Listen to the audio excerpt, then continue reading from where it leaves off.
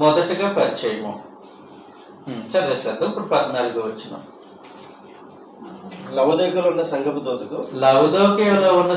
దూతకు ఇలాగు రాయము.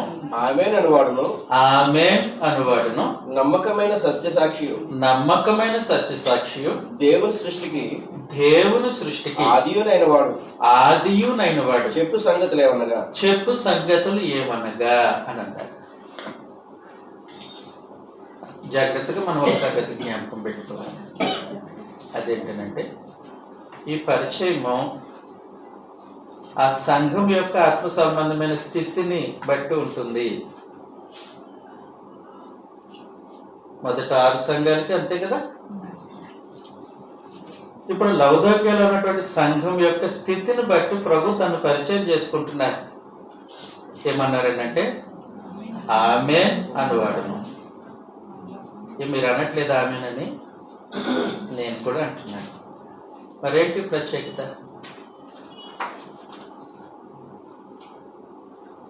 ఆమేన్ అనువాడును నమ్మకమైన సత్యసాక్షియు. అది ప్రభువైన యేసు యొక్క పరిచయంలో కొంత భాగం. ఆమేన్ అంటే మనం అనుకున్న ఆమేన్ కాదు. ఇది ప్రార్థన అయిపోయిన తర్వాత మనం చెప్పే ఆమేన్ కాదు. పౌలు తన పత్రికల్లో ముగింపులో కృపా సమాధానమును మీకు కలుగునుగాక అన్న తర్వాత ఆమేన్ అనే ఆమేన్ కాదు. ఇది దైవత్వానికి సంబంధించిన ఒక ప్రత్యేకమైనటువంటి అంతస్తు. ఆమేన్ అనువాడనంటే నిశ్చయముగా చెప్పడం.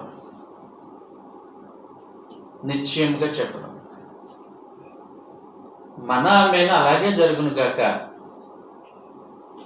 దానికి వాస్తవమైనటువంటి రూపం ప్రభువుకు సంబంధించి నిశ్చయముగా చెప్పడం. ఇంగ్లీష్లో ఏమంటుందంటే చాలాసార్లు ట్రూలీ టెల్లింగ్ అని ఉంటుంది. ఒకసారి ట్రూలీ కాదు, అది మనకు సంబంధించింది. దైవత్వపు అంతస్తులో ట్రూలీ అనేది 2 సార్లు ఉపయోగించబడుతూ ఉంటుంది. అండ్ ట్రూలీ టెల్లింగ్, నిశ్చయముగా చెప్తున్నాను. అది దైవత్వపు అంతస్తు. ఇలాంటి ఆమెను తండ్రి అయిన దేవుడు ఉపయోగించాడు. యెషయా గ్రంథం 65వ అధ్యాయం 16వ వచనంలో, యెషయా గ్రంథం 65వ అధ్యాయం 16వ వచనం. దేశంలో తనకు ఆశీర్వాదం కలగాలని కోరువాడు నమ్మదగిన దేవుడు తను ఆశీర్వదింపవాలని కోరుకున్నాను. అది నమ్మదగిన దేవుడు అన్న చోట మూల భాషలో ఏముంటుంది అంటే the God of amen. Amen అని చెప్పే దేవుడు అని హెబ్రూ భాష మూల పదం.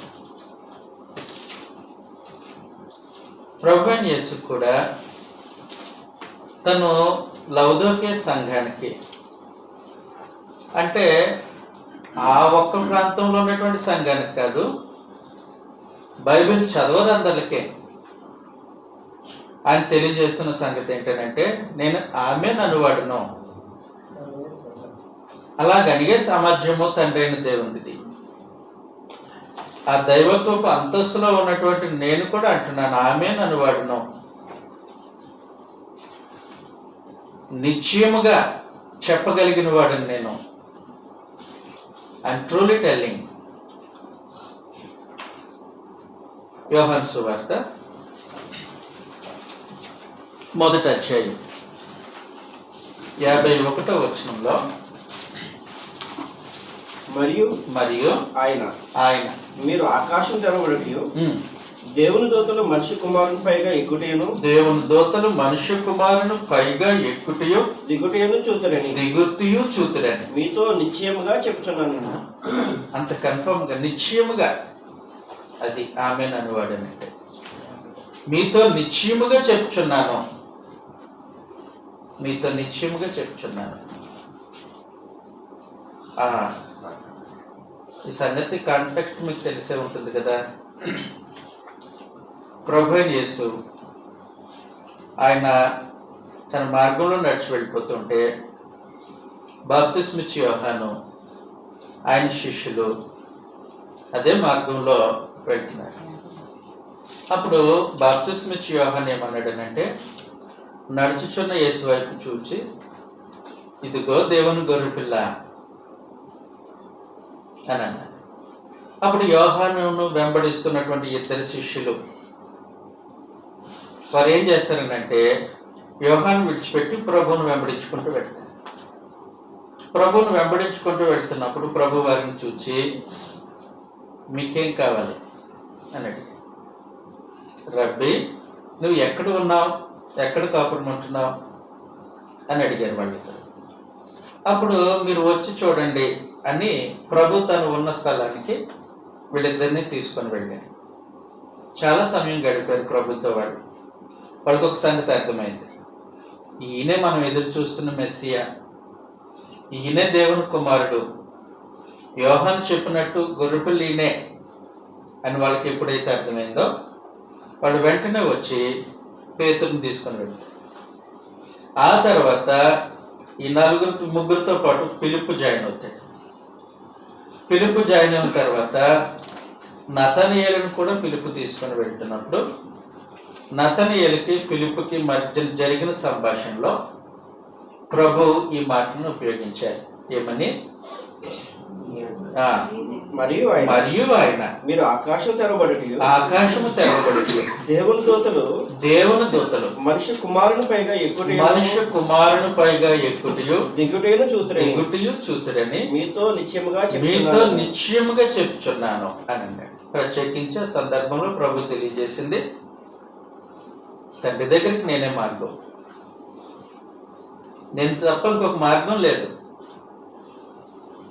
దేవుని చేరుకోవాలనంటే నా ద్వారానే అనే సంగతిని అక్కడ తెలియజేసి, ఇది నిశ్చయమో, ఏంటండి ఇది నిశ్చయమో అని ఖచ్చితంగా చెప్పగలిగినటువంటి ఆయన ఆమేన్ అనువాడనంటే. 3వ అధ్యాయం యోహాను సువార్తలోనే 3వ అధ్యాయం 5వ వచనం. యేసు ఇట్లా నేను ఒకడు నీటి మూలముగాను ఆత్మ మూలముగాను జన్మించితేనే గాని దేవుని రాజ్యంలో ప్రవేశింపలేడని నీతో నిశ్చయముగా చెప్తున్నాను. ఇది కన్ఫర్మ్. నా ద్వారా తప్ప దేవుని దగ్గరికి ఎవరు వచ్చారు నిశ్చయంగా. బాప్తిస్మం ద్వారా తప్ప ఎవరు కూడా దేవుని రాజ్యంలో ప్రవేశించలేరు నిశ్చయంగా. 11వ వచనం కూడా మనం చదువుతాం. మేము ఎరిగిన సంగతే చెప్తున్నాము, చూచిన దానికే సాక్ష్యమిచ్చుచున్నాము, మా సాక్ష్యము అంగీకరింపరని నీతో నిశ్చయముగా చెప్తున్నాను. అది సార్. కాబట్టి నిశ్చయముగా అని మాట్లాడగలిగిన ఆయన ఎవరండి? ప్రభు అయిన యేసు. అందువలన ఆయన ఏమని పరిచయం చేసుకున్నారని అంటే, ఆమేన్ అనువాడు. ఆమేన్ అనువాడు. ఎలా కనగలుగుతారు ఆమేన్ అని? అది నిశ్చయమని మీకు ఎలా తెలుసు?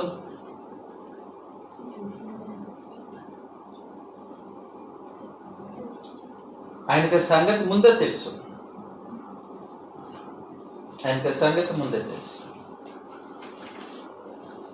ఆయన ఎరిగి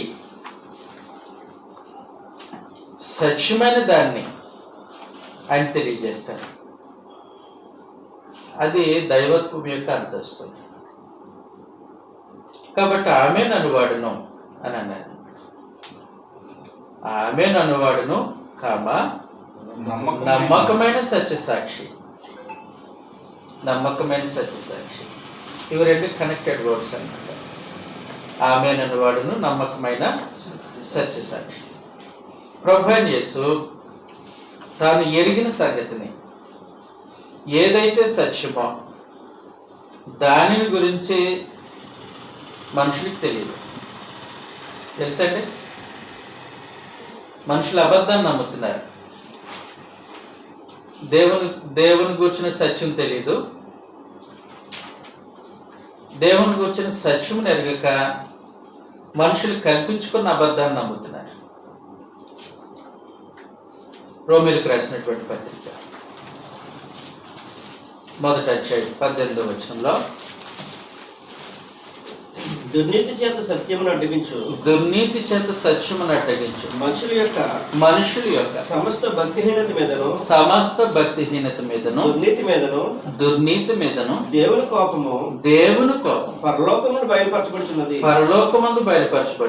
ఎందుకనగా దేవుని గూర్చి తెలియశక్యమైనది ఏదో, అది దేవుని గూర్చిన సంగతులు సత్యముగా ఉన్నాయి.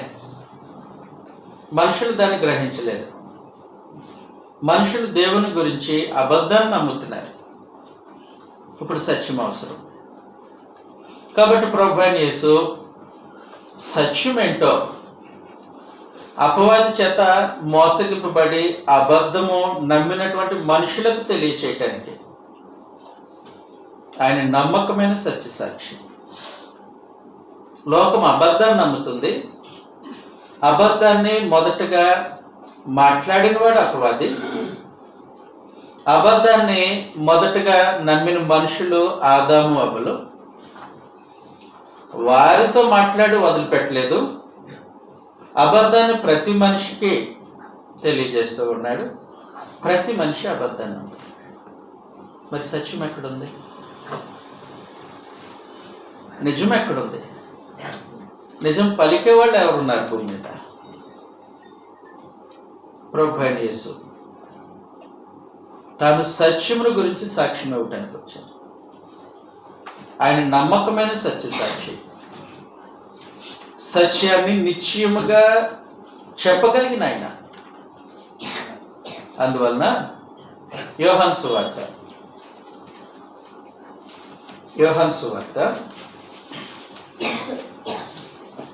18వ అధ్యాయం 37వ వచనంలో,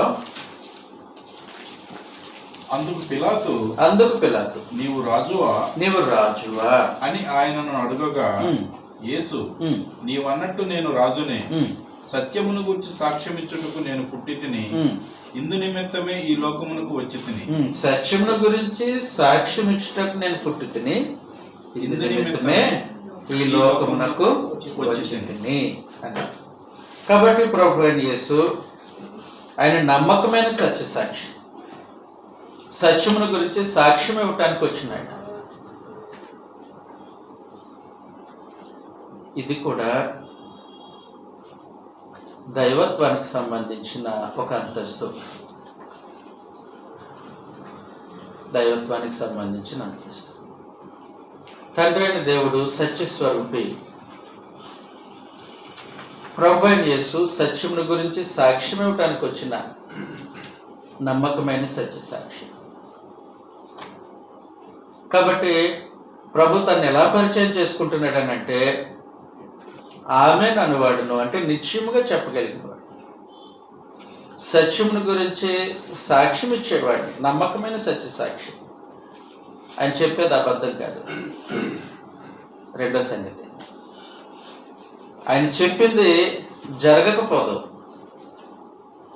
ఇవి రెండు జ్ఞాపకం పెట్టుకోవాలి. ఆయన చెప్పేది అబద్ధం కాదు. ఆయన చెప్పిన సంగతులు నెరవేరకుండా పోవు. అలాంటి అంతస్తులో ప్రభువైన యేసు ఇప్పుడు వారితో మాట్లాడుతాడు. కారణం ఏమనంటే, జాగ్రత్తగా మనం చూస్తాం.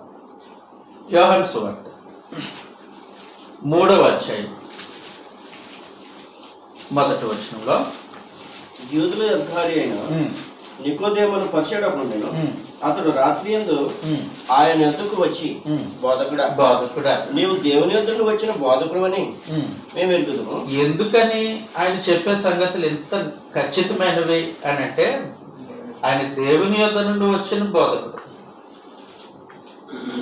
అంతేకాదు ఆయన సంగతులను ఎరిగి చెప్తూ ఉన్నాడు. సంగతులను పరిపూర్ణంగా ఎరిగినవాడు చెప్తున్నాడు. మిడిమిడి జ్ఞానం కాదు, సంపూర్ణంగా ఎరిగిన. అందువలన ఇదే 3వ అధ్యాయం 22వ వచనంలో అటు తరువాత యేసు తన శిష్యులతో కూడా యోధ దేశంలోకి వచ్చి అక్కడ వారితో కాలం గడుపుచు బాప్తిస్మం ఇచ్చుచూ ఉండెను. సలీము దగ్గర ఉన్న ఐనోను అను స్థలమును 32 చదువుతున్నారు సార్. 32 చదవండి. తాను కన్నవాటిని గూర్చియు విన్నవాటిని గూర్చియు 31 నుంచి చదువుదాం సార్, బాగుంటది. పైనుండి వచ్చేవాడు అందరికీ పైనున్నవాడు ఎవరైనా పైనుండి వచ్చేవాడు ప్రభువైన యేసు, దేవుని దగ్గర నుంచి వచ్చినటువంటి ఆయన, దేవుని చేత పంపబడిన ఆయన.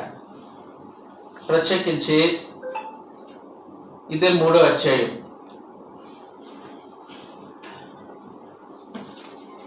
13వ వచనంలో మరియు పరలోకము నుండి దిగి వచ్చిన వాడే అనగా పరలోకంలో ఉండు మనుష్య కుమారుడే తప్ప. కాబట్టి పరలోకంలో ఉండి మనుష్య కుమారుడు పరలోకం నుండి దిగి వచ్చాడు. ఆయన పైనుండి వచ్చినవాడు. పైనుండి వచ్చినటువంటి ఆయన యొక్క ప్రాముఖ్యత ఏంటి, స్పెషాలిటీ ఏంటి అక్కడ చెప్తున్నాడు 31వ వచనంలో. పైనుండి వచ్చేవాడు అందరికీ పైన ఉన్నవాడు, భూమి నుండి వచ్చేవాడు భూ సంబంధి అయి భూ సంబంధమైన సంగతులను గూర్చి మాట్లాడును. పరలోకము నుండి వచ్చేవాడు అందరికీ పైగా నుండి తాను కన్నవాటిని గూర్చియు విన్నవాటిని గూర్చియు సాక్ష్యమిచ్చును. ఆయన సాక్ష్యము ఎవడునూ అంగీకరింపడు. అది సంగతే. ఆయన కన్నవాటిని గూర్చి చూసిన సంగతులు, విన్నవాటిని గూర్చి దేవుని దగ్గర విన్న సంగతులు ఆయన తెలియజేశారు. కాబట్టి ప్రభువైన యేసు యొక్క ఔన్నత్యం, ఆయన అంతస్తు, ఆయన యొక్క దైవత్వం ఏ విధంగా లవదోక్య సంఘానికి ఆయన పరిచయం చేసుకున్నారని అంటే, చెప్పండి, ఆమేన్ అనువాడును నమ్మకమైన అది ఆయనకి చెందుతుంది. ఓకే, కాబట్టి అలాంటి అంతస్తులో ఉన్నటువంటి ప్రభువైన యేసు ఇప్పుడు లవదోక్య సంఘానికి సమాచారం ఇస్తూ తను ఈ విధంగా పరిచయం చేసుకున్నాడు. అంతేకాదు, ఆమేన్ అనువాడును నమ్మకమైన సత్యసాక్షి, దేవుని సృష్టికి ఆదియునైన వాడు చెప్పు సంగతి లేకుండా. పరిచయంలో ఇంకొక భాగం ఉంది, అదేంటంటే దేవుని సృష్టికి ఆదియునైన వాడు చెప్పు సంగతి లేకుండా. ప్రాముఖ్యంగా దేవుని యొక్క సృష్టి, దానికి ఆది క్రీస్తు ప్రభు. మనుషులు దీన్ని తప్పుగా వ్యాఖ్యానించడం ప్రారంభించారు. కొంతమంది ముఠా వాళ్ళు ఏమన్నారనంటే, దేవుని సృష్టికి ఆదియు అయిన వాడనంటే దేవుని చేత మొదటగా సృష్టింపబడిన వాడు అని అబద్ధం ఆడేశారు.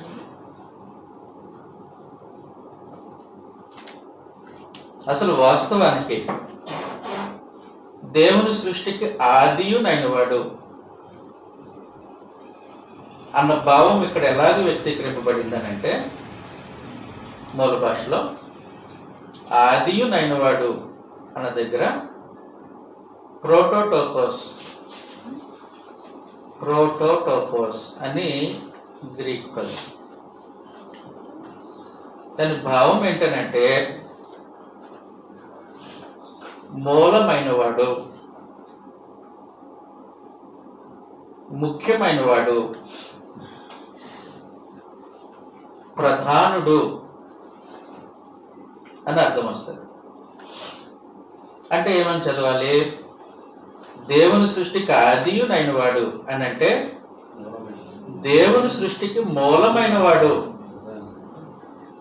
దేవుని సృష్టి అంతటికి ముఖ్యమైన వాడు, దేవుని సృష్టికి ప్రధానమైన వాడు అని అర్థం. ఒకసారి మనం చదువుతాం. యోహాను సువార్త 1వ అధ్యాయం. యోహాను సువార్త 1వ అధ్యాయం మొదటి 2 వచనాలు. ఆదియందు వాక్యం ఉండెను, ఆదియందు వాక్యం ఉండెను, వాక్యము దేవుని యొద్ద ఉండెను. ఇక్కడ ఆది ఆర్కే అంటే బిగినింగ్, అక్కడ ఆది ప్రోటోటోకోస్. అవసరం లేదు, ముందుకెళ్ళిపోదాం. ఆదియందు వాక్యం ఉండెను, వాక్యము దేవుని యొద్ద ఉండెను, వాక్యము దేవుని యొద్ద ఉండెను, వాక్యము దేవుడై ఉండెను, వాక్యము దేవుడై ఉండెను. ఆయన ఆదియందు దేవుని యొద్ద ఉండెను, దేవుని యొద్ద ఉండెను, సమస్తమును ఆయన మూలముగా కలిగెను. ఎవరు మూలముగా? మరి ఆయన ప్రోటోటోకస్ అనొద్దా? దేవుని సృష్టి సమస్తము. మాటకొస్తే దేవుని సంకల్పం సమస్తము ఎవరి మూలముగా? కాబట్టి దేవుని యొక్క సృష్టికి మూలమైన వాడు ఆయన ప్రభు. ఆయన సృష్టికి మూలమైన వాడు. అంతేకాదు, దేవుని సృష్టికి ఆయన ముఖ్యమైన వాడు.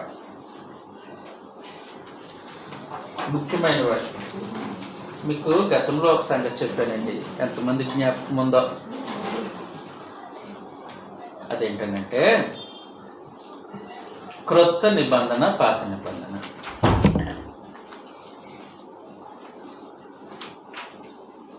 ఎలా చూడాలి అనేది ఒక చిన్న హింట్ ఇచ్చాను.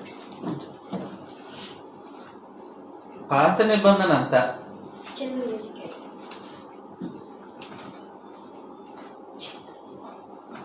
ప్రభువైన యేసును శరీరధారిగా భూమి మీదకి పంపించడానికి జరిగిన చరిత్ర. శరీరధారిగా భూమి మీదకి వచ్చారు, ప్రకటించారు, జీవించారు, మరణించారు, సమాధి చేయబడ్డారు, మరలా పునరుత్థానం లేచి ఆరోహణమైపోయారు. ఇవి 4 సువార్తలు. పునరుత్థానం అనేటువంటి ప్రభువైన యేసు దేవుని కుడిపార్శ్వమున ఆసీనుడై ఏలుతున్నారు. ఆరోహణమైన ప్రభువైన యేసు యొక్క రాజ్యం లేదంటే సంఘం, ఆయన పరిపాలన గురించి క్రొత్త నిబంధన. శరీరధారిగా భూమి మీదకి రావడం పాత నిబంధన. భూమి మీద నుంచి మరలా పరలోకానికి ఆరోహణమైన తర్వాత ఆయన యొక్క అధికారం గురించి చర్చించేది క్రొత్త నిబంధన. అంటే జాగ్రత్తగా ఆలోచన చేస్తే క్రీస్తు ప్రభు ఆయన కేంద్రంగా తీసుకుంటే ఇది పాత నిబంధన, ఆయన కేంద్రంగా తీసుకుంటే ఇది క్రొత్త నిబంధన. ఎంత ముఖ్యమైన వాడు దేవుని సంకల్పం. దేవుని సంకల్పం అంతా ఆయన చుట్టేనే అల్లుకున్నారు పరమ తండ్రి. క్రీస్తు ప్రభు చుట్టే సమస్తం. దేవుని ఆలోచన కానీ, ఆయన చేసిన సృష్టి కానీ, ఆయన ఉద్దేశం కానీ, ఆయన సంకల్పం కానీ క్రీస్తు ప్రభుని కేంద్రంగా చేసుకునే ఆయన సంకల్పం చేశారు. కాబట్టి క్రీస్తు ప్రభు దేవుని సంకల్పానికి అంత ముఖ్యమైన వారు, సమస్తానికి ఆయన అంత మూలమైన వారు. అందువలన కొలస్సీలకు రాసినటువంటి పత్రిక 1వ అధ్యాయం, కొలస్సీలకు రాసినటువంటి పత్రిక 1వ అధ్యాయం 15 నుంచి చదువుతాం. ఆయన అదృశ్య దేవుని స్వరూపి అయి, అంటే ప్రభువైన యేసు అదృశ్య దేవుని స్వరూపి అయి సర్వ సృష్టికి ఆది సంభూతుడై ఉన్నాడు. సర్వ సృష్టికి ఆది సంభూతుడై ఉన్నాడు. ఏలయనగా ఆకాశమందున్నవియు ఆకాశమందున్నవియు భూమి అందున్నవియు దృశ్యమైనవి గాని అదృశ్యమైనవి గాని అవి సింహాసనములైనను ప్రభుత్వములైనను ప్రధానులైనను అధికారులైనను సర్వమును ఆయన యందు సృజింపబడెను సర్వమును ఆయన ద్వారాను ఆయనను బట్టి సృజింపబడెను. ఒకటి, ఆయన యందు, ఆయన ద్వారాను, ఆయనను బట్టే సర్వం. అంటే ఎంత ముఖ్యమైన వారు,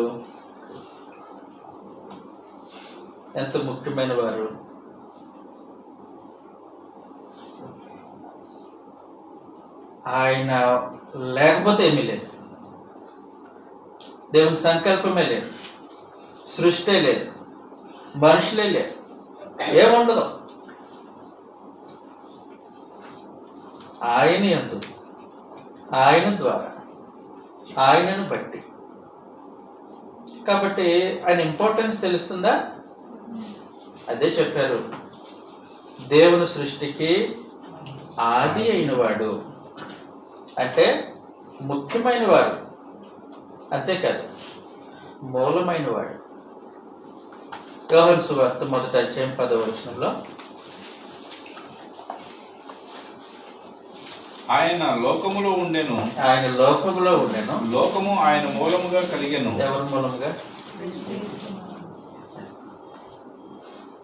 లోకం ఆయన మూలముగా కలిగింది. లోకం ఆయన మూలంగా కలిగింది. కాబట్టి ఆయన దేవుని సృష్టికి ఆదియునైన వాడు. అంత మాత్రమే కాదు, ఆదియునైన ఆయన శరీరం ధరించుకొని భూమి మీదకి వచ్చారు. మానవుల కొరకు ఆయన ప్రాణం పెట్టారు. శత్రువుని ఆయన మరణం ద్వారా ఓడించారు. ఓడించిన తర్వాత ఆయన పరలోకానికి చేర్చబడ్డారు. ఆ చేర్చబడినటువంటి దృశ్యాన్ని మనం ఒకసారి చూద్దాం. దానియేలు గ్రంథం. ఆయన పరిచయము సంఘం యొక్క ఆత్మ సంబంధమైనటువంటి పరిస్థితులతో ముడిపడి ఉంటుంది. అది మాత్రం మిస్ అవుతుంది. రైట్, ఏం చెప్తున్నానండి? దానియేలు గ్రంథం 7వ అధ్యాయం 13-14 వచ్చిన రాత్రి కలిగిన దర్శనములు నేను ఇంకా చూచుచుండగా ఆకాశ మేఘారుడై మనుష్య కుమారుని పోలిన ఒక ఆయన వచ్చారు. ఆ మహావృద్ధుడగు వాని సన్నిధిని ప్రవేశించి, అంటే ప్రభువైన యేసు ఒలివ కొండపైన ఆరోహణమైన తర్వాత ఆయన పరలోకానికి ప్రవేశించడం, దేవుని సముఖంలోని ప్రవేశించిన సంగతి దానియేలు మునుపే దర్శనంలో చూశాడు అనమాట. మహావృద్ధుడు అంటే నిత్యుడైనటువంటి దేవుడు ఆయన సముఖంలోనికి మనుష్య కుమారుడు వధింపబడిన గొర్రెపిల్ల ప్రభువైన యేసు ఆయన సముఖానికి వెళ్ళారు. వెళ్ళిన తర్వాత ఏం జరిగింది? ఆయన శంఖను తేబడెను, సకల జనులను, అదిగోండి జాగ్రత్త గుర్తుపెట్టుకోండి, సకల జనులను, రాష్ట్రములను, ఆయా భాషలు మాట్లాడేవారును ఆయనను సేవించినట్లు ప్రభుత్వమును మహిమయు ఆధిపత్యమును ఆయనకి ఇవ్వబడెను. కాబట్టి దేవుని పక్షముగా సమస్తాన్ని పరిపాలించే వన్ అండ్ ఓన్లీ రూలర్ ప్రభువైన యేసు. కాబట్టి దేవుడు సృష్టించిన సమస్తాన్ని పరిపాలించడానికి దేవుని చేత నియమింపబడిన వాడు ప్రభువైన యేసు. అందువలన దేవుని సృష్టికి ఆది అయిన ప్రాముఖ్యమైన వాడు, అంటే దేవుని సృష్టి అంతటి పైన ఏలిక ప్రధానమైన వాడు. అది సంగతి. వాస్తవానికి గతంలో మీ ముందు నేను చర్చించాను ఈ సంగతిని. దేవుడు అధికారం ఇస్తే ఎలా ఉంటుంది? ఏ వాటిపైన అధికారం ఇస్తారు? మనుషులకు ఒకవేళ దేవుడు అధికారం ఇస్తే, మొట్టమొదటిగా దేవుడు అధికారం ఇచ్చిన వ్యక్తి ఎవరండి? ఆదాం. ఆదాంకి ఏం అధికారం ఇచ్చారు? ఒకసారి చదువుదామా? ఆదికాండం 1వ అధ్యాయం 28వ వచనం. దేవుడు వారిని ఆశీర్వదించెను. దేవుడు వారిని ఆశీర్వదించెను. ఎట్లనగా మీరు ఫలించి అభివృద్ధి పొంది విస్తరించి భూమిని నిండించి దానిని లోపరుచుకొనుడి. సముద్రపు చేపలను, అదిగోండి జాగ్రత్త గుర్తుపెట్టుకోండి, సముద్రపు చేపలను, ఆకాశ పక్షులను, భూమి మీద ప్రాకు ప్రతి జీవిని ఏలుడని దేవుడు వారితో చెప్పాడు. కాబట్టి దేవుడు తాను సృష్టించిన సమస్తము పైన ఆదాముకి అధికారం ఇచ్చాడు. అప్పుడు ఆదాం తప్ప ఇంకో మనుషులు ఏంటండి? మనుషులు విస్తరించారు. ఆ మనుషుల్లో నుంచి ఒక ఆయన్ని ఎంచుకున్నారు. ప్రత్యేకించి ఇప్పుడు డైరెక్ట్గా మనం మధ్యలో జరిగిన స్టోరీ అంతా కాకుండా నెబుకద్నెజర్ దగ్గరికి వెళ్దాం. ఇర్మియా గ్రంథం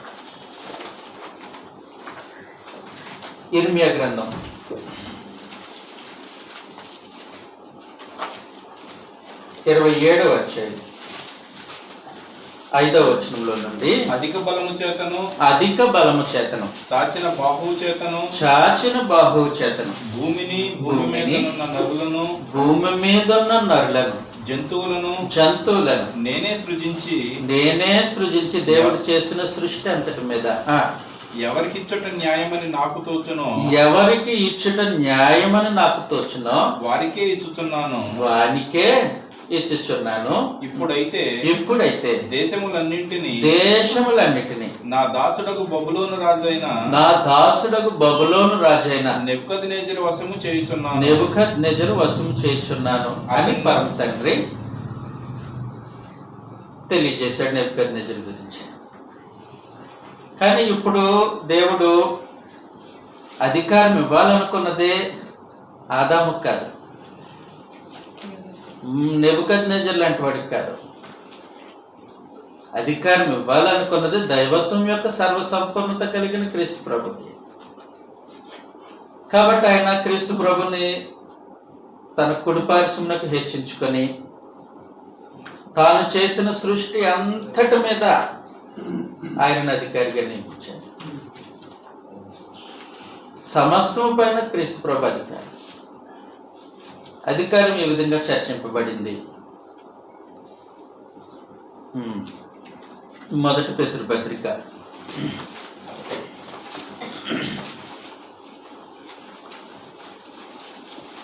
3వ అధ్యాయం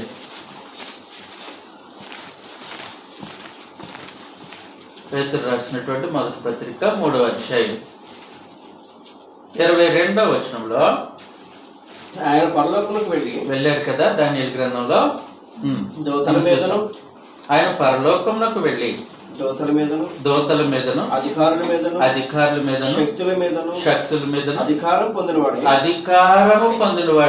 ఎన్నిటి మీద అధికారం ఆయనకి? పరలోకము సమస్తం మీద ఆయనకి అధికారం. తర్వాత భూమి మీద సమస్త రాజ్యాలు, సమస్త మనుషులు, ఏ జనాంగమైన వాళ్ళందరిపైన ఎవరు అధికారి? ప్రభు. అంతేకాదు, మరణించిన వారి పైన కూడా, అంటే పాతాళము పైన ఆయనకి అధికారం ఉంది. ప్రకటన గ్రంథం 1వ అధ్యాయం 18వ వచనంలో, కాగా నేను మొదటివాడను కడపటివాడను జీవించువాడను మృతుడనైతిని గాని ఇదిగో యుగయుగములు సజీవుడనై ఉన్నాను. మరియు మరణము యొక్కయు పాతాళ లోకము యొక్కయు తాళపు చెవులు నా స్వాధీనంలో ఉన్నవి. తాళపు చెవులు అంటే అధికారం. అంటే పాతాళ లోకము పైన కూడా ప్రభు అధికారి. కాబట్టి ఇప్పుడు దేవుడు చేసిన సమస్త సృష్టి పైన ఎవరు అధికారి?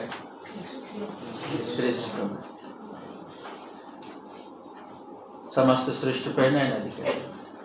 అర్థమవుతుంది కదా.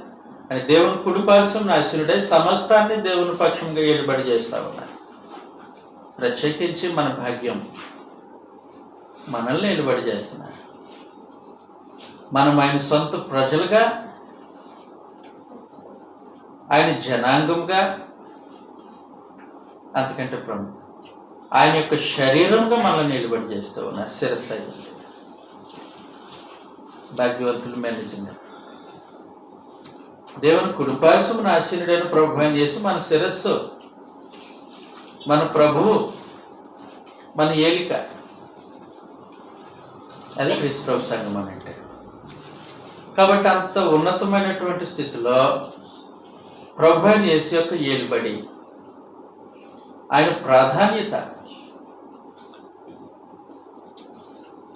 ఆయన ఔన్నత్యం తెలియచేస్తూ దేవుని సృష్టికి ఆదియునైన వాడు చెప్పు సంగతి. మామూలైన కాదు చెప్పేది ఎవరు? అసలు ఆయన ద్వారానే, ఆయన చుట్టే సమస్తం తిరుగుతుంది.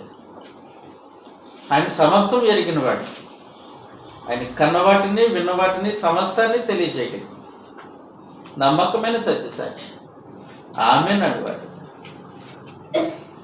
అది క్రీస్తు ప్రభు యొక్క పరిచయం లవదొక్కలటువంటి సంఘానికి. ఆయన దైవత్వం, ఆయన ప్రాధాన్యత, ఆయన ఔన్నత్యం ఎలాంటిదో ఆ పరిచయంలో మనం చూడగలుగుతాం.